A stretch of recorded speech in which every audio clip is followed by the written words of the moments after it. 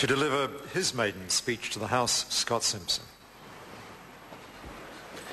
Mr Speaker, congratulations on your re-election and also to your fellow presiding officers on their appointment to roles overseeing the smooth and efficient conduct of our proceedings during this 50th Parliament of New Zealand.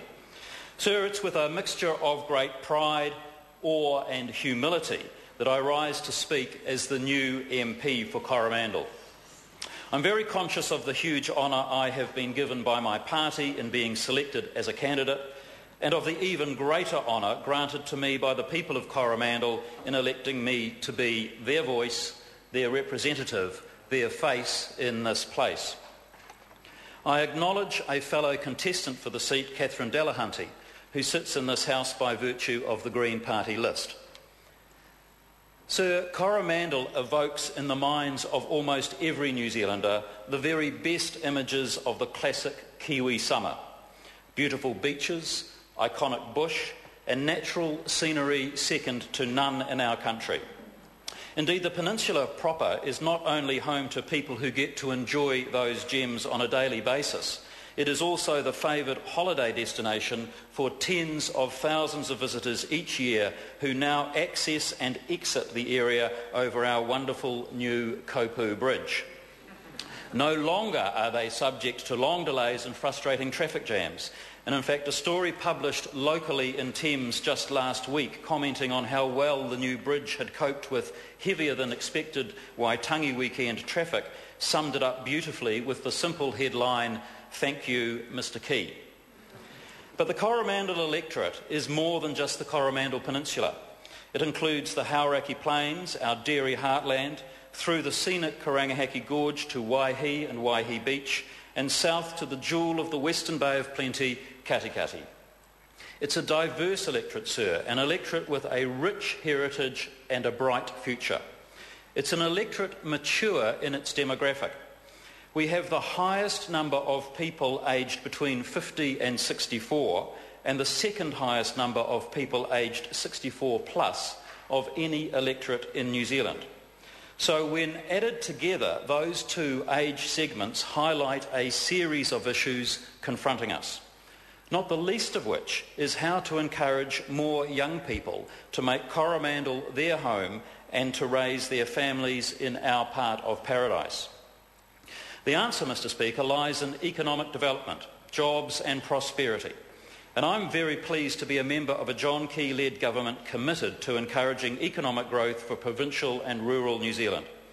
I'm looking forward to supporting existing well-established agricultural, fishing, tourism and manufacturing businesses and to encouraging the establishment of new, innovative and exciting enterprises. In particular, sir, I'm looking forward to the new opportunities to be created by an expansion of our already excellent aquacultural sector that will bring further jobs and enterprise to our area. Mr Speaker, my predecessor, Sandra Gowdy, devoted herself unstintingly to the people of Coromandel. Today, sir, I pledge the same devotion in the hope that the aspirations she and I both have for Coromandel can and will be continuously advanced here in Parliament and within our wider community. Mr Speaker, although most of my working life has been in commerce and business, for the last few years I've had the very great privilege of being CEO of the greatest little charity in New Zealand, Make a Wish.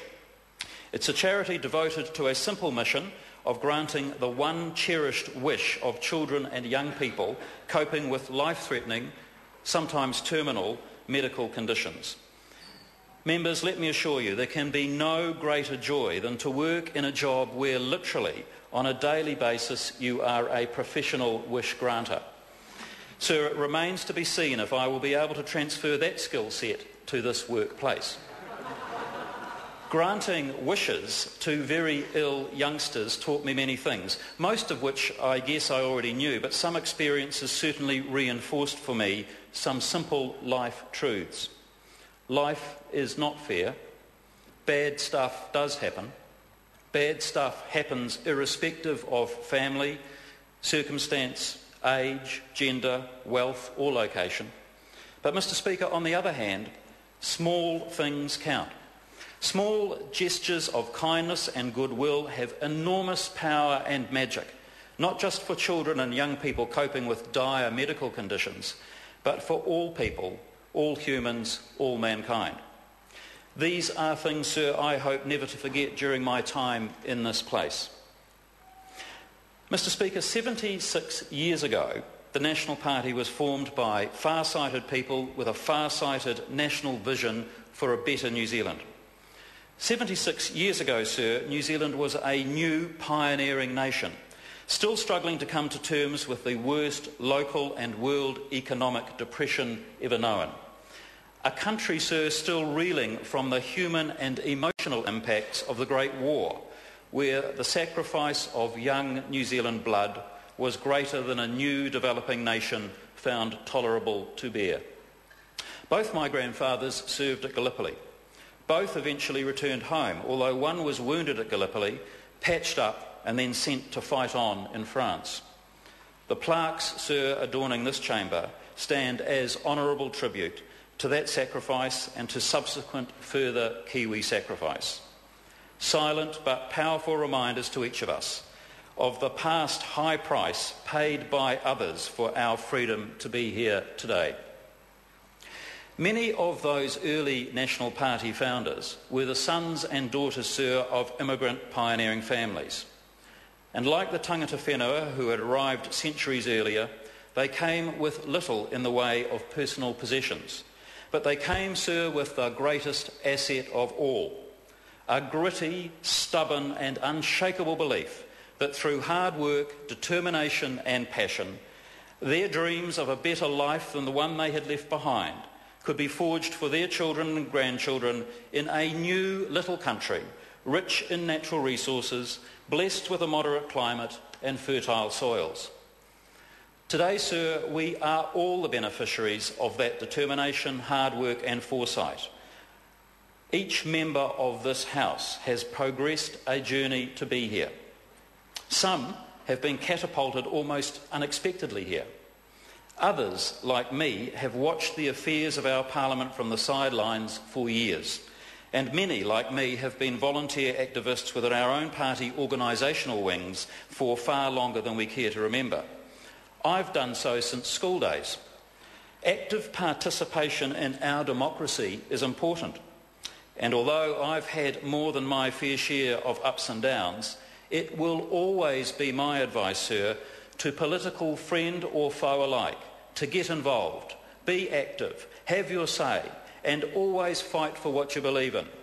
Doing so may not always result in the outcomes sought, but doing so will mean that you've had the satisfaction of being a participant rather than a mere observer, who simply has to live with the results destined by those who did choose to step up and get involved.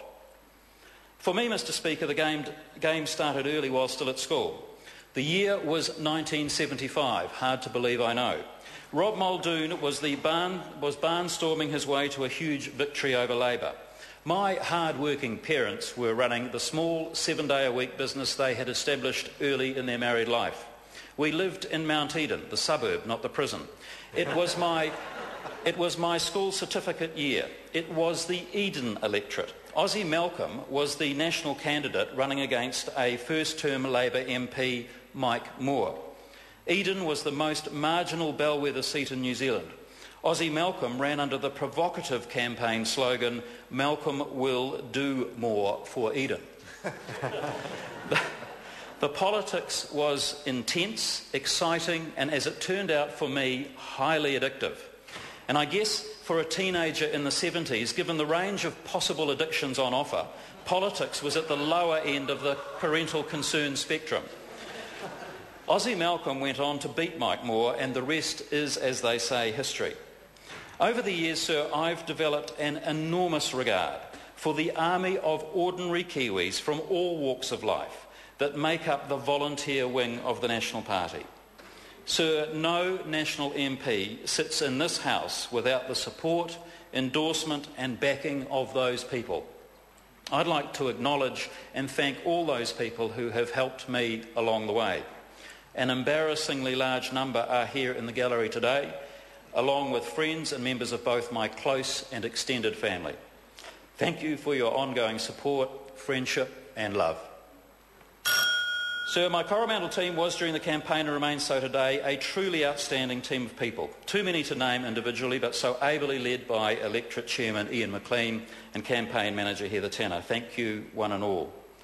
Sir, for those interested in such things, the maiden speech of Sir Jack Marshall delivered in this House 65 years ago is regarded as setting the benchmark in terms of defining what we these days label as liberal conservatism. And it's to that subject I now turn. Let me make it clear at the outset that the concept of liberalism does not mean at all anything to do with the touchy-feely, namby-pamby, soft-stope approach so often the political homeland of parties on the left.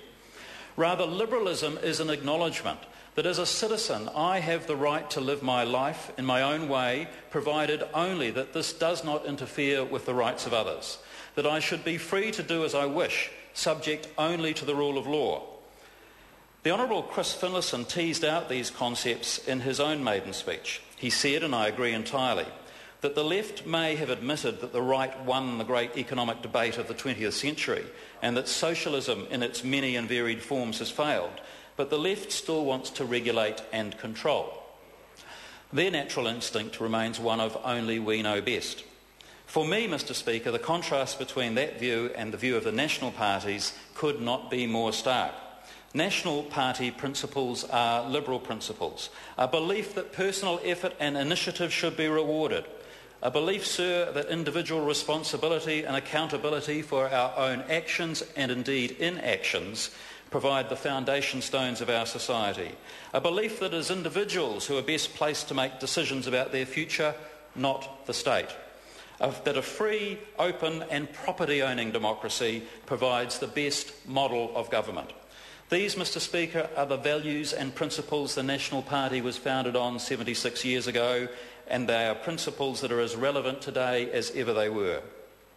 The principles on which our society is built, in spite of vocal minorities who would work to make it not so, are principles of a liberal democracy. But liberalism and democracy are actually two different things. Democracy is a method for choosing and removing governments. Liberalism, on the other hand, is a doctrine about what society ought to be, what governments should or shouldn't do. And above all, liberalism is a doctrine which defines limits to government power. I am convinced, sir, there is a common thread of liberalism through our nation, whether we choose to recognise it or not.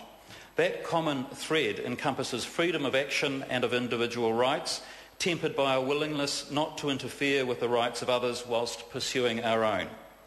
It encompasses a society of racial and religious tolerance, one of equality of opportunity and equality before the law.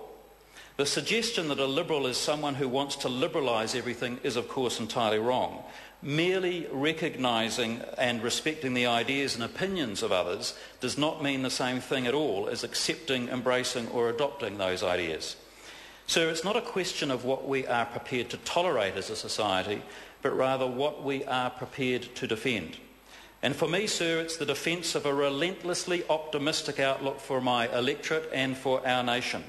The defence of that gritty, stubborn, unshakable belief that a brighter, more prosperous future lies ahead for our children and our grandchildren if only we here today, in this place and of this generation, have the personal and collective strength to step up and make it so. For a little country, sir, with so much going for us, we spend far too much time and energy focusing on the things that hold us back, on the roadblocks and the reasons why things can't be so. Well, Mr Speaker, as I conclude this my first address in our House of Representatives, mark me down, sir, as one who stands firmly on the side of those that can do and will do. Mark me down, sir, as a supporter of growth and opportunity. Mark me down as a champion of individual rights over state rights, of freedom and tolerance, tempered at all times by the often forgotten important obligation of responsibility for actions and inactions. Mark me down, Mr Speaker, as a defender of our very best liberal democratic values and as a staunch advocate for volunteer political activism. Mark me down, Mr Speaker, as a new member who has come here now to be an active and energetic participant from within, rather than a casual spectator from the sidelines. Sir, I am a fourth-generation New Zealander of European descent. My great-grandparents arrived in Kuatunu on the Coromandel Peninsula in the mid-1800s. I am the very proud father of Andrew and Ashley. Mr Speaker, my name is Scott Simpson. I'm the National Party Member of Parliament for Coromandel, reporting for duty.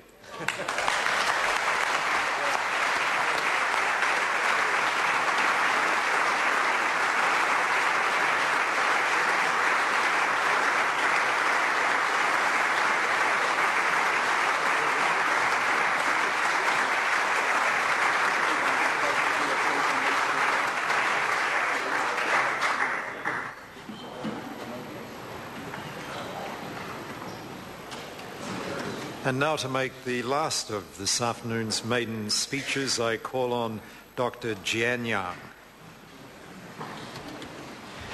Kia ora.